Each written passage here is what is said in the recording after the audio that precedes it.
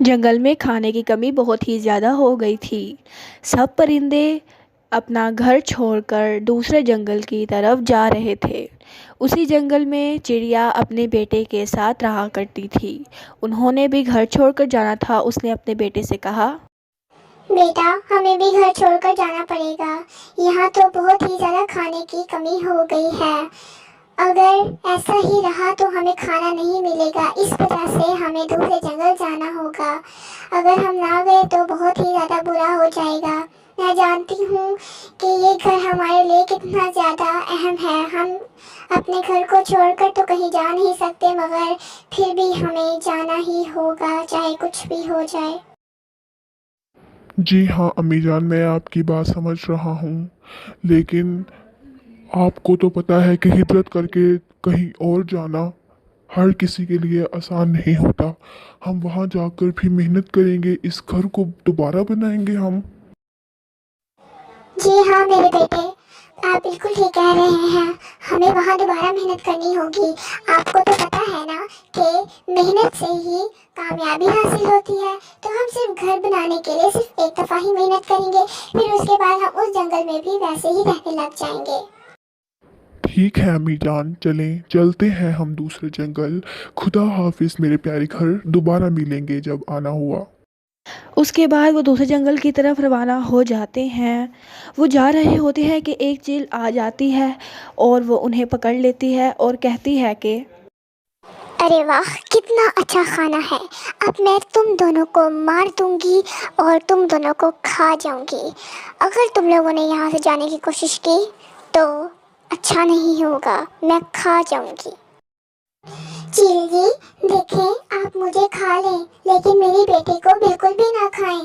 میرا بیٹا بہت زیادہ چھوٹا ہے ابھی، مہربانی کر کے اسے چھوڑ دیں، اسے دوسرے جنگل جانے دیں، مجھے کھا جائیں مہربانی کر کے۔ اچھا، ویسے تمہاری بات بھی ٹھیک ہے، اتنے چھوٹے کو میں کہاں سے کھاؤں گی، میرا پیٹ بھی نہیں بھرے گا۔ چلو ٹھیک ہے، میں صرف تمہیں ہی کھا جاؤں گی، چلو۔ نہیں نہیں، مہربانی کر کے میری ماما کو نہ کھائیں نا، مہربانی کر کے چیل آنٹی، ہم پر مہربان ہو جائیں۔ اچھا چلو ٹھیک ہے، میں تمہاری ماما کو بالکل بھی نہیں کھاؤں گی۔ بہت بہت شکریہ آپ کا کہ آپ نے میری بات مان لی اور ماما کو نہیں کھایا۔ دیکھو بچے، پہلے میری بات پوری سن تو لو۔ میں نے کہا کہ میں تمہاری ماں کو نہیں کھاؤں گی، لیکن میں تمہیں کھا جاؤں گی۔ نہیں نہیں، مہربانی کر کے میرے بیٹے کو نہ کھائیں، مہربانی کر کے نہیں، میرے بیٹے کو نہ کھائیں۔ اگر میں زندہ رہی تو میں جیتے جی مر جاؤں گی، نہ کھائیں۔ ٹھیک ہے چیل آنٹی، ٹھیک ہے، آپ مجھے ہی کھائیں، ان کو بالکل بھی نہ کھائیں، ان کو جانے دیں۔ لیکن میں نے سنا ہے کہ مرنے سے پہلے مرنے والے کی آخری خواہش پوری کر دینی چاہیے، تو آپ میری بھی آخری خواہش پوری کر دیں۔ میری آخری خواہش ہے کہ میں اپنی ماما سے گلے ملوں، تو مہربانی کر کے آپ میری آخری خواہش پوری کر دیں۔ میں آپ کا زیادہ ٹائم نہیں لوں گا، بس تھوڑا سا۔ اچھا ٹھیک ہے، جلدی سے اپنی ماما سے بات کرو، تمہاری آخری خواہش میں مان ہی لیتی ہوں، تمہارے پاس ٹائم نہیں ہے۔ میری بچی، یہ تم نے کیا کیا؟